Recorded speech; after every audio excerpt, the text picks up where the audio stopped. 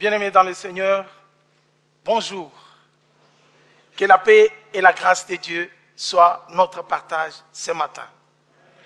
Comme Myriam venait de nous le dire, aujourd'hui c'est notre culte de la présentation de la vision qui va nous conduire toute cette année.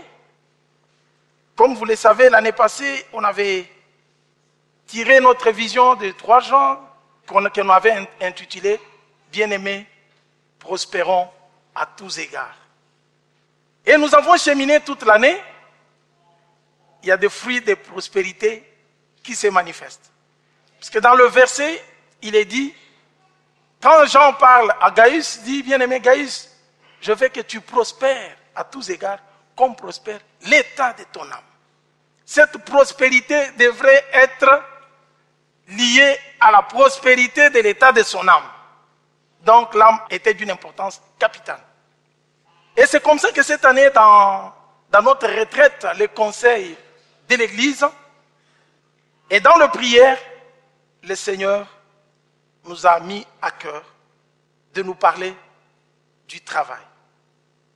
Si nous avons connu la prospérité spirituelle, il faut nécessairement qu'il y ait aussi la prospérité qui se voit physiquement. Parce que si on ne les voit pas d'une manière physique, les gens poseront la question, mais ils nous disent qu'ils ont prospéré. Comment ils ont prospéré? Alléluia. Et dans la vision de l'année passée, on avait parlé de l'aspect de la prospérité aussi dans le travail. Mais comme on n'avait pas beaucoup abordé l'aspect de la prospérité du côté travail, le Seigneur nous a mis à cœur que cette année nous puissions vraiment nous centrer sur le travail d'un chrétien, le travail des enfants de Dieu.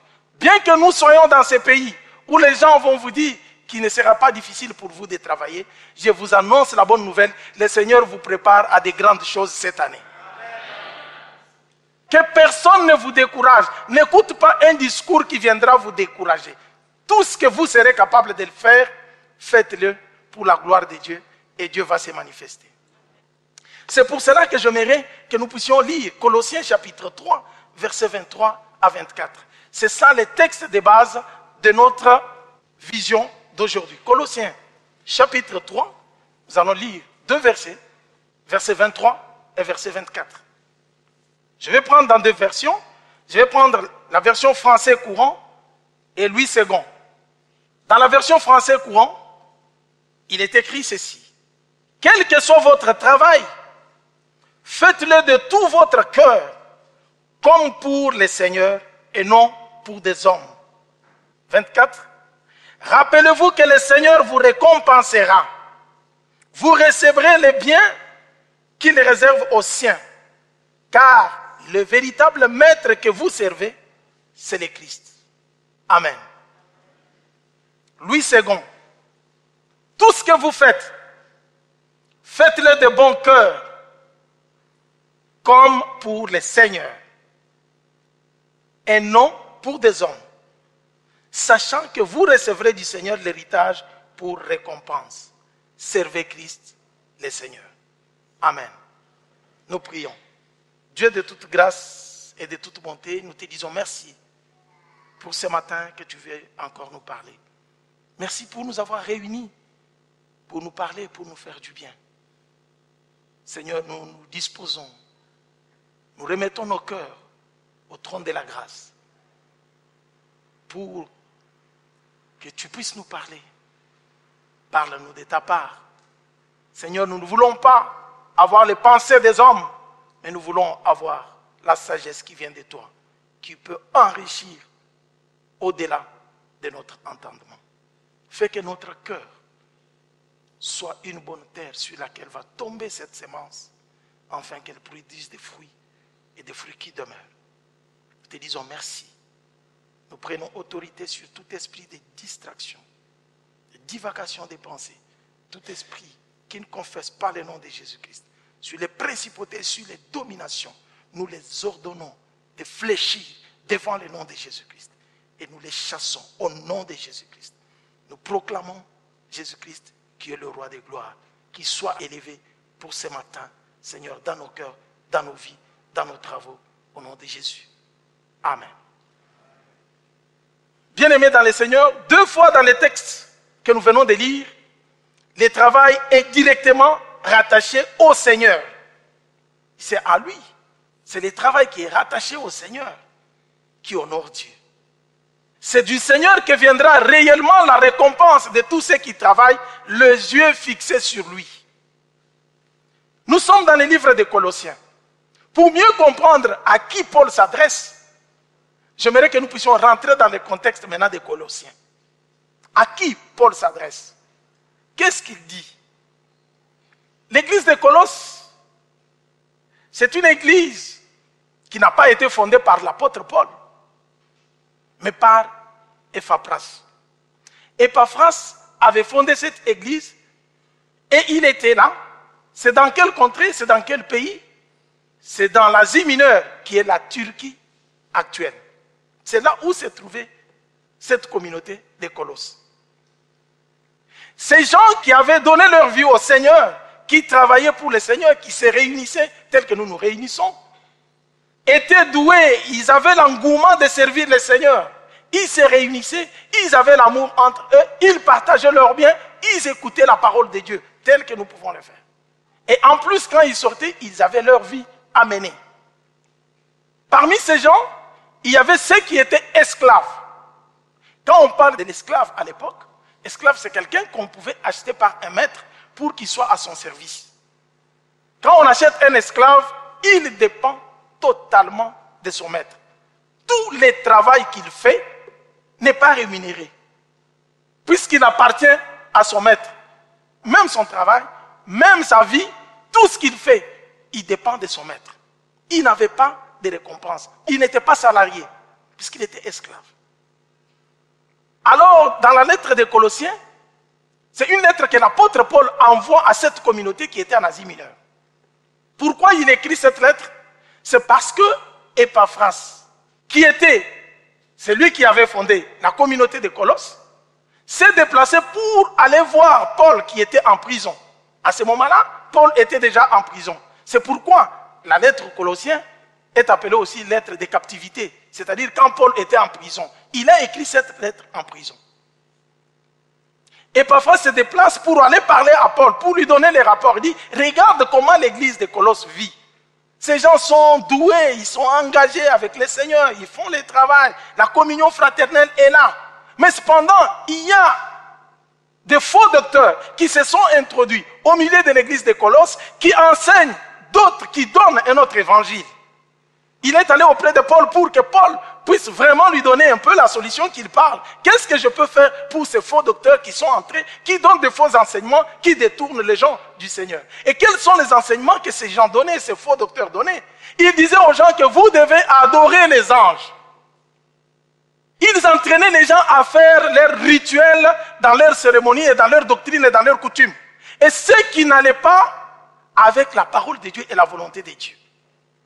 Entre autres, il disait aux gens que pour que vous soyez sauvés, vous devez aussi être circoncis. C'est que la parole de Dieu ne disait pas. Ce n'était pas par la circoncision physique que les gens pouvaient être sauvés. Ça, c'est les judéo-chrétiens qui étaient au milieu d'eux. Ils voulaient que ces gens pratiquent leur culture. Mais laissez-moi, bien-aimés, ouvrir une parenthèse pour vous dire que quand vous êtes né, quand vous êtes dans un pays, quand vous êtes dans une tribu, quand vous êtes dans une famille où on vous impose certaines coutumes qui vont à l'encontre de la parole de Dieu, il ne faut pas les faire, il faut rester attaché à Dieu. Même si les gens vous disent non, mais les pasteurs appellent les gens à se révolter. Puisque je sais que ça va compromettre votre vie et votre vie spirituelle, puisque le diable n'a jamais cherché à donner une bénédiction, c'est la malédiction qu'il vous prépare. Et comme ça, les enfants de Dieu doivent être enseignés. Nous devons avoir le discernement. C'est pourquoi quand nous arrivons à Christ, la première des choses, c'est le renouvellement de la mentalité. Afin que nous puissions discerner qu'est-ce qui est bien et qu'est-ce qui n'est pas bien. C'est ce qui plaît à Dieu. Un chrétien sans discernement, qui fait tout, qui croit à tout, n'est pas un bon chrétien. On doit avoir le discernement pour comprendre ce que je fais, où est-ce que ça m'amène. À quoi ça va aboutir. Si on vous demande d'invoquer les morts, Il ne faut pas invoquer les morts. C'est l'esprit des morts qui va commencer à régner dans votre famille et dans votre foyer. Les cultes des morts ne doivent pas exister au milieu des enfants de Dieu. Et ces faux docteurs amenaient les gens à abandonner l'adoration de Jésus-Christ, puisque c'est l'objectif du diable. Tout ce qu'il veut, c'est l'idolâtrie, puisqu'il sait qu'avec l'idolâtrie, c'est un péché que Dieu ne tolère pas. Quand nous lisons qu'il y a aussi des conséquences terribles, non seulement sur vous qui avez fait l'idolâtrie, mais même sur votre descendance, la malédiction continue et ça pèse. À moins que les gens de votre descendance viennent se réfugier en Christ, se donnent en Christ. À ce moment-là, Christ peut prendre cette malédiction pour qu'il puisse être la bénédiction de Dieu. Amen. Et qu'est-ce qu'il disait aux gens? Les cultes des anges. Même actuellement, il y a certaines personnes qui préfèrent célébrer plus les anges. Il dit, vous savez, s'il faut prier, il faut demander que tel ange, tel ange, tel ange. Bien-aimés, permettez-moi de vous dire que c'est un enseignement erroné. Il n'y a aucun ange qui est allé à la croix pour vous, seul le nom de Jésus-Christ. C'est pourquoi quand Paul écrivait aux Philippiens, il leur dit, ayez en vous les sentiments qui étaient en Jésus-Christ, qui a obéi à son Père. Il s'est humilié, il est allé jusqu'à la croix. C'est pourquoi Dieu l'a souverainement élevé. Il lui a donné les noms au-dessus de tous nos noms que nous avons chantés ici. Afin qu'au nom de Jésus-Christ, tous genoux fléchissent dans les cieux, sur la terre, sous la terre, et toute langue confesse que Jésus-Christ est le seul Seigneur. Amen. En Actes des Apôtres, Pierre pouvait dire aux gens qu'il n'y a pas un autre nom qui nous a été donné sous les ciels par lequel nous pouvons être sauvés. Seul le nom de Jésus-Christ. Si à chaque instant, à chaque moment que vous êtes en discussion avec quelqu'un, que vous voulez connaître si une religion est dans la vérité ou vous êtes ensemble avec eux, il faut qu'il y ait le nom de Jésus-Christ.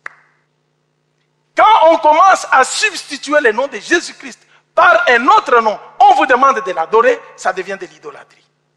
C'est par Jésus et Jésus seul que l'humanité a été sauvée. Quand Jean parle, il dit, j'ai regardé dans les ciels, personne n'était trouvé digne pour ouvrir les livres, ne rompre les sept sceaux. Jean dit, j'ai commencé à pleurer dès qu'il n'y avait personne et le monde allait mourir. Mais un des vieillards vient me dire, Jean ne pleure plus, lève les yeux, regarde. Dieu avait préparé la solution. Jean dit, quand je lève les yeux, je regarde, dit, regarde, il y a les lions de la tribu de Juda. C'est le seul qui est digne et qui est capable d'ouvrir les livres et de rompre les sceaux. C'est par le nom de Jésus-Christ seul que nous pouvons être sauvés. Amen. Et les faux docteurs venaient, ils enseignaient les gens avec leur arrogance, avec leur meilleure façon de parler. Ils leur disaient, bon, il faut maintenant adorer certains anges, il n'y a pas que le nom de Jésus. Et alors que si vous adorez certains anges, si vous adorez un autre nom, qui n'est pas le nom de Jésus-Christ, vous êtes déjà dans l'idolâtrie. Et la colère de Dieu sera sur vous. Non seulement sur vous, même sur votre descendance. Car je suis un Dieu jaloux, qui punit les iniquités des pères jusqu'au Fils, jusqu'à la 3e et à la 4e génération. Même pour tous ceux qui se réfugient, qui acceptent Jésus-Christ, je fais miséricorde jusqu'à 1000e génération. Il faut que tu sois un bon grand-père ou une bonne grand-mère pour ta descendance.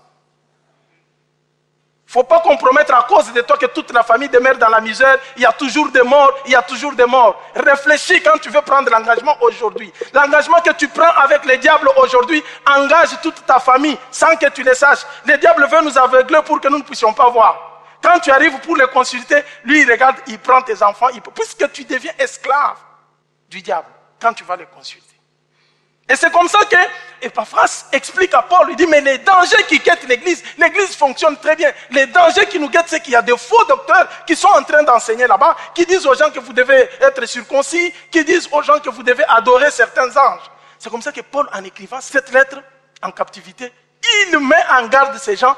Vous lisez tous les livres, toute la lettre de l'épître aux Colossiens, Paul n'élève que le nom de Jésus-Christ. Il montre que c'est Jésus qui est au-dessus de toutes choses, puisque c'est lui qui a mis en spectacle toutes les malédictions, les démons, les dominations, les principautés, sont au pied de Jésus-Christ et non au pied de notre ange. Et c'est comme ça qu'en écrivant cette lettre, il leur dit, oui, je sais que vous êtes sur la terre. Je sais qu'il y a des esclaves au milieu de vous. Je sais qu'il y a des maîtres qui sont là. Et les autres sont ensemble. Et les maîtres et les esclaves, ils prient ensemble. Il écrit cette lettre. Il dit maintenant, il veut préciser les choses.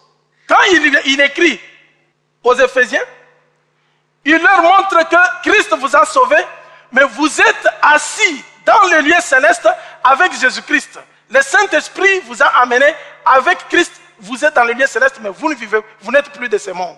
Il leur parle de leur vie spirituelle qui est cachée en Jésus-Christ. Mais arrivé aux Colossiens, il leur explique que bien que vous soyez sauvés par Jésus-Christ, mais j'aimerais que vous puissiez comprendre que vous êtes sur la terre. Mais en étant sur la terre, voici ce que vous devez faire pour votre travail. C'est là où nous arrivons sur notre chapitre 3. Dans le chapitre 3, Paul commence à expliquer. Vous verrez que dans les lettres aux Colossiens, il a parlé des familles. Il commence, Marie, aimez vos femmes. Il dit, femmes, respectez vos maris et tout ça. Il commence à rétablir l'ordre pour dire, voilà comment dans la famille chrétienne, comment les gens doivent se comporter. Les femmes doivent se soumettre, bien que ce terme, dans l'évolution de ce monde, c'est tout un problème. La soumission est interprétée d'une manière et d'une autre. Tant que ces règles ne seront pas respectées, l'équilibre de mariage ne sera pas. Alléluia. Il dit, les femmes doivent se soumettre à leur mari. Et il demande ce qui est difficile aux hommes. Il dit, vous devez aimer.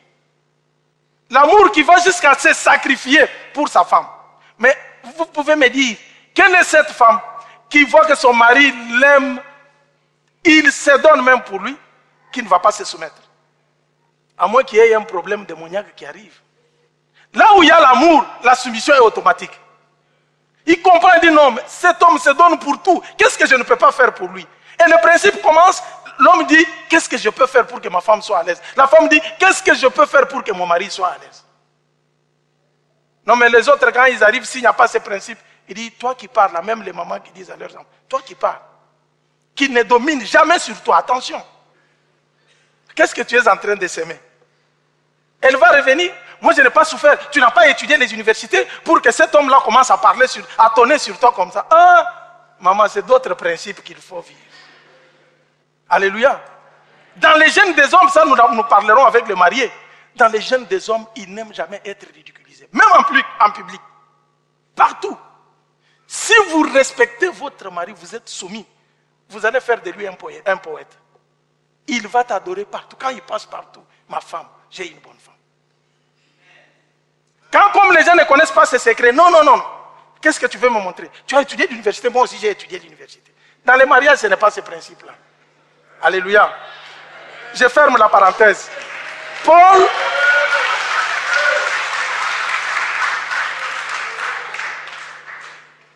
Paul parle des principes de mariage, il termine, il parle aux hommes, aux maris, il parle aux femmes, il parle aux enfants et il parle aux pères par rapport aux enfants.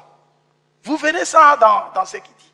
Il arrive maintenant sur les serviteurs. C'est là le nœud du problème. C'est de là que nous avons tiré notre vision. Il parle maintenant aux serviteurs qui étaient là, ou aux esclaves. C'est là où il donne ce verset. Il dit, quel que soit votre travail, faites-le de tout votre cœur comme pour le Seigneur. Et non pour des hommes. Rappelez-vous que le Seigneur vous récompensera. Vous recevrez les biens qu'il réserve aux siens. Car le véritable maître que vous servez, c'est le Christ. Là, il parle pas aux hommes comme nous, qui avons des contrats signés ou... Non, il parle aux esclaves de l'époque. Comment Paul pouvait dire à un esclave qui ne pouvait pas attendre un salaire, qui n'avait même pas de salaire, lui dit, travaille, ne regarde pas seulement quand ton maître est présent. Tu fais du bien puisqu'il est là. Non, même quand il n'est pas là, fais un travail de qualité, adopte une très bonne façon de travailler, de façon que quand il arrive, même s'il n'est pas présent, quand il arrive, il regarde le travail, il se pose la question, mais comment cet homme a pu faire comme ça? Puisque vous savez, être esclave, ce n'est pas quelque chose de très simple. Tu travailles peut-être sous le fouet, sous les injures, sous l'oppression, tout ce qu'on fait. Et le travail, quand on le fait, puisqu'il avait compris que ces esclaves, pour travailler, quand ils travaillaient, quand le maître est là, ils étaient en train de travailler, pouf, Dans la crainte du maître qui est là. Il dit, je fais très bien le travail puisque le maître est là. Dès que le maître part, oh, c'est fini. Il fait ce qu'il peut faire, pouf. Il dit, oh, c'est le temps de me reposer quand même. Il est parti. Et quand le maître arrive, ça devenait l'hypocrisie. C'est comme ça que Paul leur dit, quand vous travaillez, ne faites pas un bon travail seulement puisque le maître est là et il vous regarde. Sachez très bien que dans tous les travaux que vous faites, regardez d'abord votre maître qui est au-dessus de ces maîtres-là. C'est Jésus-Christ. Faites ce travail non pour satisfaire le maître, mais pour que Christ soit satisfait de ce que vous faites comme travail. En sachant que même si votre maître, celui qui vous a pris comme esclave, ne peut pas vous payer, mais Christ qui est votre maître saura vous récompenser. Mais ça, c'est très fort.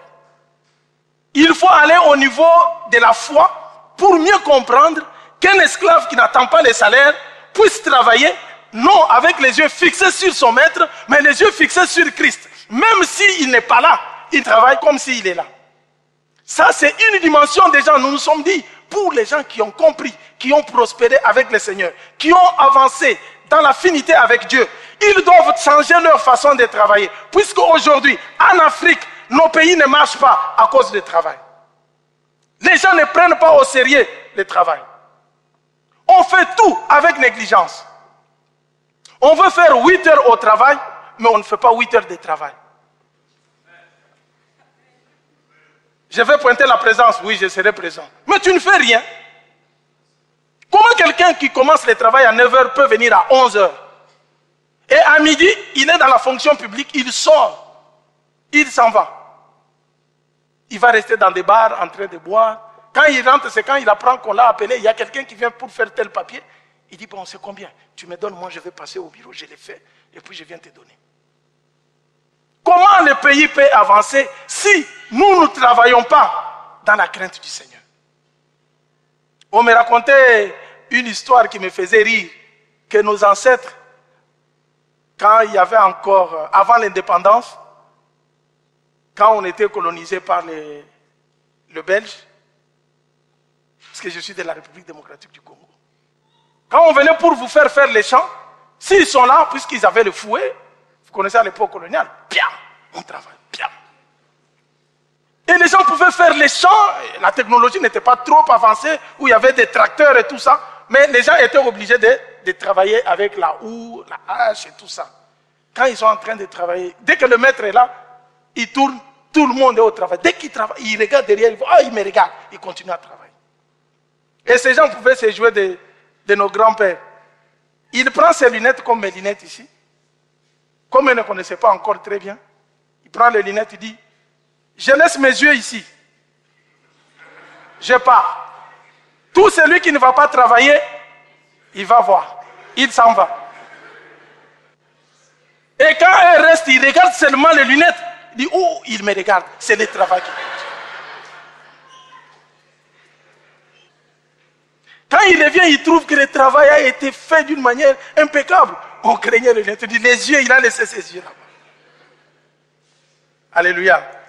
Mais Paul nous demande à nous de travailler d'une façon chrétienne.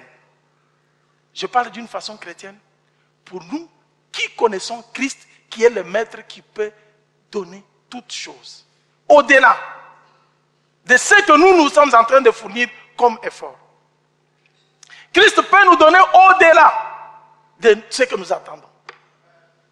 C'est pourquoi Paul leur dit, quand vous travaillez, vous qui êtes esclaves, ne travaillez pas en craignant vos maîtres. Ne travaillez pas comme si vous voyez les hommes qui sont là, vous dites, je vais les servir puisqu'ils sont des hommes. Non!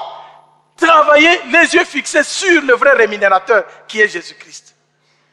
Faites très bien, même s'ils vous tourmentent, même s'ils vous persécutent, puisque tous ces esclaves étaient dans la persécution terrible. Ils n'attendaient rien. Paul leur dit, mais vous avez la récompense qui vient de Dieu. Dieu est un meilleur employeur qui puisse exister.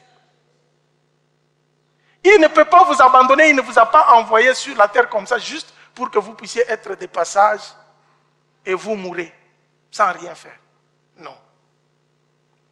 Il connaît même le nombre des cheveux de votre tête. C'est pourquoi Le proverbe, quand nous lisons Proverbe chapitre 14, verset 23, il nous dit, tout travail procure de l'abondance. Tout travail que vous pouvez faire. Quel travail? Mais il s'adresse à qui? Aux gens qui ont les seigneurs. Si vous avez les seigneurs avec vous, tout ce à quoi vous pouvez toucher avec les seigneurs, il les fera prospérer. Si vous l'honorez dans votre travail, le Seigneur va vous honorer. Si Paul pouvait parler aux esclaves qui n'avaient pas de salaire, qui ne pouvaient rien attendre, mais à combien plus forte raison nous, qui ne sommes pas à cette époque-là? C'est pourquoi les thèmes de notre vision de cette année, nous l'avons formulé de cette façon. Travaillons pour la gloire du Seigneur. Ça, c'est notre slogan. Travaillons pour qui? Le principe, maintenant, pour aller dans la double prospérité, c'est-à-dire que nous devons travailler pour le Seigneur. Puisque l'esclave, qui ne pouvait pas attendre les salaires, Paul l'exhorte que Christ est là pour vous récompenser. Mais vous qui travaillez, qui avez du travail, qui avez signé les contrats, ou vous vous débrouillez très bien dans votre domaine, mais il suffit tout simplement que vous puissiez associer Dieu. Si Dieu met la main dans votre travail, même si c'est un travail que les gens déconsidèrent, ce travail vous fera prospérer. Nous sommes dans un temps ou dans un siècle où les gens n'aiment pas le travail. On considère, les gens regardent ça, ils disent, mais il y a des travaux que moi je ne peux pas faire. Hein. Vous trouverez les gens qui chôment, qui n'ont pas du travail. On leur propose, est-ce que vous ne pouvez même pas mettre la peinture? Il dit, moi? Est-ce que tu m'as regardé très bien? Oh! Qui t'a dit que si tu mets la peinture, tu n'es plus homme? Je connais dans nos pays des mamans qui ne vendaient que les cacahuètes, mais qui ont fait étudier leurs enfants jusqu'aux universités. Fais de l'Éternel tes délices. Il te donnera ce que ton cœur désire. Si le Seigneur est avec toi, j'aimerais que nous puissions changer notre mentalité, notre façon de voir les choses. Tout ce que nous pouvons entreprendre comme travail cette année, nous allons prier, nous allons dire au Seigneur, Seigneur, sois mon associé dans ce travail. Je veux que ton nom soit glorifié. Un travail qui honore Dieu, même si les gens ne te regardent pas, le Seigneur te regarde. Quand tu travailles, tu te dis, le Seigneur me regarde, il voit ce que je fais comme travail. Et là, il y aura 2 critères que nous allons chercher à atteindre dans ce travail qui honore le Seigneur. Le premier critère ou qualité d'un travail pour quelqu'un qui marche dans la crainte du Seigneur, c'est l'excellence. Tu feras un travail excellent sans être découragé par tout ce que les gens, ceux qui sont autour de toi, sont en train de parler. Regarde ce qu'il a fait. Et regarde ce qu'il a fait. Voilà comment il t'a... Tu dis non. Je sais que même si lui refuse de me payer, même s'il ne peut pas me payer, mais je sais que Dieu me payera. Amen. Travaillons pour la gloire de Dieu. Ne regardons pas les hommes. Les hommes vont nous décourager dans les travaux. Mais toi, à ton âge ici, qu'est-ce que tu vas faire comme travail? Mais sois seulement avec le Seigneur dans ce travail. C'est tout ce qu'il veut.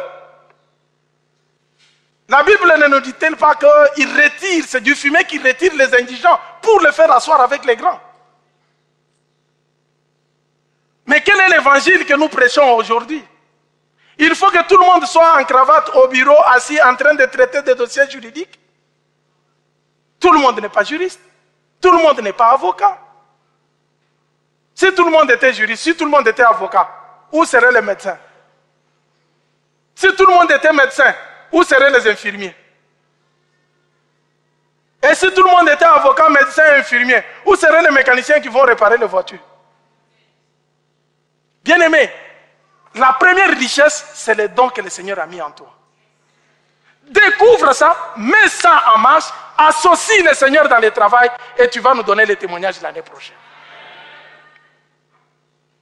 Arrêtons cette façon, cette conception que nous avons. Il y a des travaux que nous ne pouvons pas faire. Il y a des travaux que vous ne pouvez pas faire, mais vous mourrez de faim. Vous n'avez rien à manger, vous n'avez pas d'habit. Oui, je sais que notre église a le CEI. Oui, la compassion est là. C'est l'amour. Mais ne crois pas que quand on va te donner à manger, on te donne à manger aujourd'hui, on te donne à manger demain. Chaque jour, on va toujours te donner à manger. C'est bien, on t'aide quand tu es dans des conditions difficiles. Oui, puisque l'amour de Dieu nous exige. Dieu nous recommande de faire ça. Mais il faut savoir associer le Seigneur dans ce qu'on fait comme travail. Honorer Dieu. Pas travailler en regardant les hommes, mais en fixant les regards sur le vrai employeur qui est Jésus-Christ. Alléluia. Ne le fais pas avec murmure. Ne le fais pas avec que le travail ne devienne pas comme une corvée, mais que vous puissiez le faire dans la joie avec le Seigneur. Dans la Bible, nous avons deux exemples que je vais prendre. Le premier exemple, Genèse chapitre 39. Genèse 39. Je prends juste le cas de Joseph dans la maison de Potiphar, Genèse chapitre 39, à partir du premier verset jusqu'au verset 9. Mais c'est le verset 9 qui m'intéresse. Nous connaissons très bien l'histoire de Joseph, haï par sa propre famille, par ses frères. On l'a pris, on l'a vendu comme esclave. Et ceux qui l'ont acheté vont aller le revendre chez le Potiphar. En Égypte, Joseph se retrouve haï par sa famille dans un pays étranger. Il a commencé à travailler. Mais Joseph avait quelque chose qui était en lui. La crainte de Dieu. La Bible déclare que tout ce à quoi Joseph touchait prospérait. Et Potiphar s'est posé la question, mais depuis que ce garçon est entré dans ma maison, tout prospère. Qu'est-ce qui se passe? Et il a compris que cet homme est une bénédiction pour ma maison. Alléluia.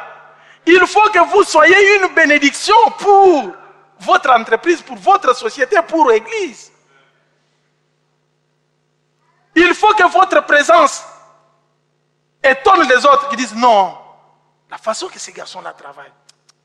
Que les gens te posent la question, mais pourquoi toi, l'honnêteté, l'intellect, l'honnêteté qui règne, l'excellence dans le travail, tout travail, tu le fais très bien. Ça honore Dieu. Et ton travail devient maintenant un sujet de louange de Dieu. Ton travail devient maintenant un service d'évangélisation. Quand les gens regardent, disent, mais quand je regarde la façon qu'ils travaillent, non, vraiment. Et on te pose la question, pourquoi tu fais comme ça? Mais je suis chrétien. Là, tu n'as pas besoin de lui dire, crois au Seigneur Jésus. Il va dire, non, mais cet homme, je peux accepter son Dieu. Il arrive des fois que nous nous compromettons trop, nous faisons insulter même le nom de Dieu. Comment le travail peut être béni? Quand Dieu n'est pas honoré dans ton travail, il n'y a pas de bénédiction. C'est pourquoi j'ai pour stimuler les jeunes, stimuler tout le monde à s'impliquer dans cette vision. Je lisais un commentateur qui m'a fait rire quand il parlait du travail. Il dit partout dans leurs éviers, ils avaient fait des mentions. Quelle est la mention? Il y avait deux mentions qu'ils retrouvaient partout. Je ne sais pas si nous allons nous les mettre ici ou on va les mettre à la salle haute, ou bien où. Il dit, tout travail que vous faites, quand vous entrez pour travailler, vous trouvez la mention écrite, pas en gémissant, mais en souriant. Quand tu viens travailler, il faut qu'on te voie dans la joie, en train de sourire, pas en train de gémir, en train de crier. Le travail est devenu une corvée pour toi. Non. Les gens qui ont prospéré avec le Seigneur, ils viennent. On les fait ça pour les bloquer. Ils continuent à sourire, ils travaillent. Ils continuent à sourire, ils travaillent. Un jour, le maître que vous servez viendra intervenir. Personne ne pourra vous bloquer. Personne ne pourra vous bloquer. Mais regardez ce qui est arrivé à Potiphar. Même si on va chercher à vous faire partir, puisque vous avez refusé la corruption, votre maître vous récompensera plus que ce que les hommes peuvent donner. Joseph était fidèle dans son travail. Joseph faisait un travail excellent. C'est les deux qualités que nous allons chercher dans le travail. La fidélité et l'excellence. Être fidèle à son travail. Faire ce qu'il faut faire. Au temps convenable.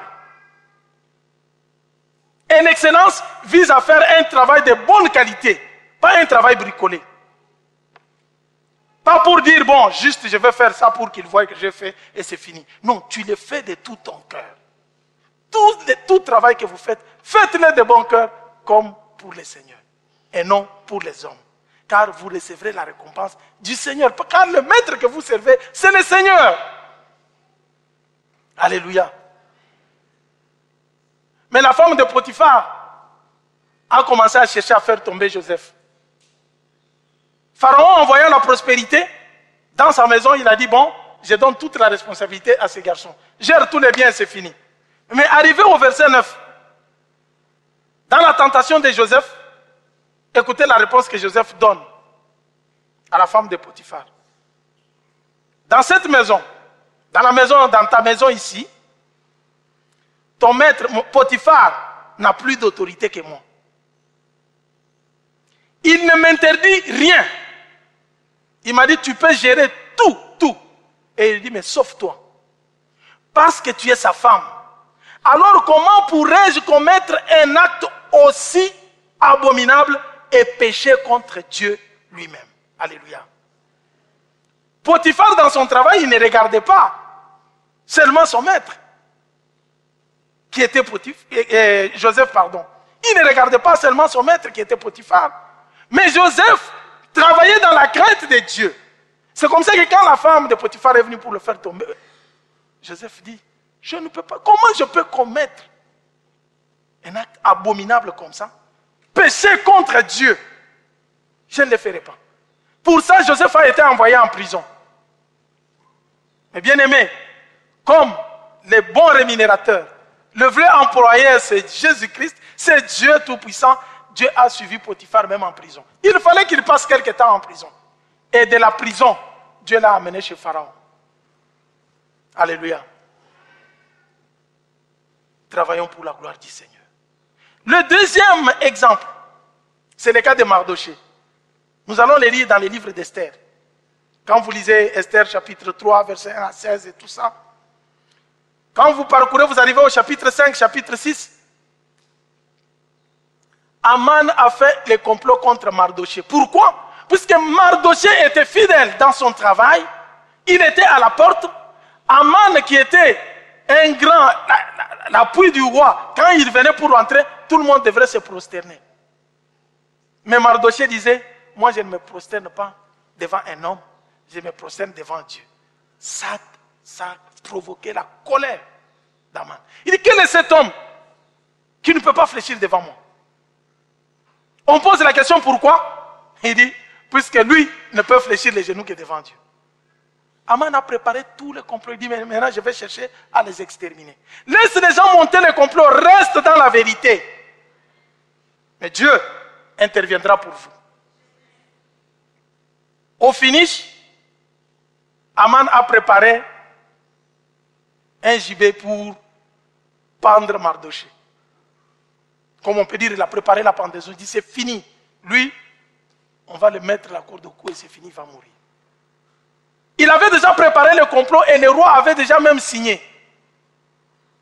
Mais en dernière minute, comme Mardoché travaillait dans la crainte du Seigneur, pour la gloire du Seigneur, Mardoché n'est pas mort, pendu. Mais c'est Aman qui avait préparé la pendaison qui est décédé dessus. Alléluia. Travaillons pour la gloire du Seigneur et non pour les hommes. Pas en gémissant, mais en souriant. Alléluia.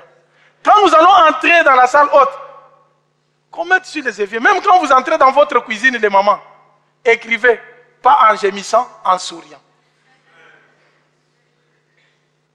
La cuisine que tu fais, les gens qui mangent, c'est pour la gloire du Seigneur. Il y a des gens qui croient que quand ils préparent, c'est un travail vain. Non. Tout ce que vous faites, faites-le pour la gloire de Dieu. Quand vous voulez servir quelqu'un, ne cherche pas sa compassion, ne cherche pas à voir qu'il va, bon, je ne peux aider que celui-là si je l'aide. Quand j'aurai des problèmes, lui aussi pourra m'aider. Non. C'est pourquoi j'encourage même notre service diaconal. Je sais que c'est très difficile, c'est très compliqué. Il y a certaines personnes à qui on a reçu ici, on leur donne les habits, on leur donne à manger. Moi j'étais là, il me regarde, dit, pasteur, vous devez nous donner de l'argent. Hein? Je regarde. J'ai droit à ça. Il menace même.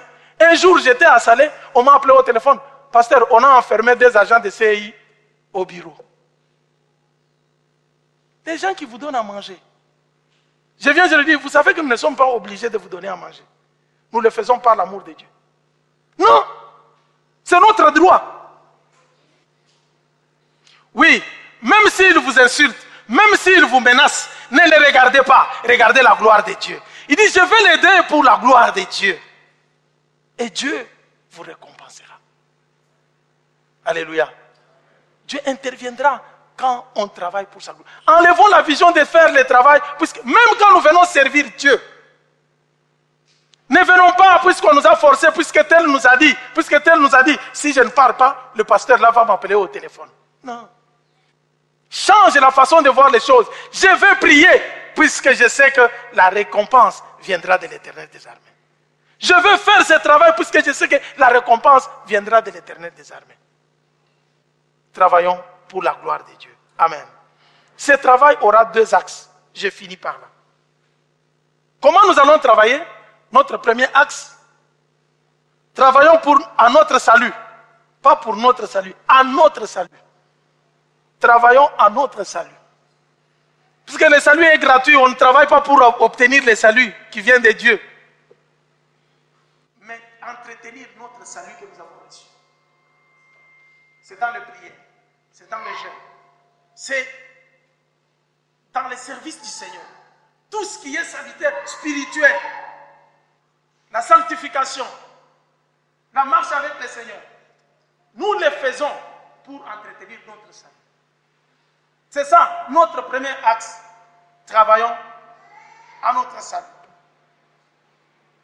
Deuxième axe, nous le faisons pour nos travaux séculiers. Notre deuxième axe, nous allons le faire pour notre travail séculier. Dans le travail séculier, je parle de tout ce que nous faisons comme job. C'est là où nous allons voir l'honnêteté dans le travail, l'excellence dans le travail.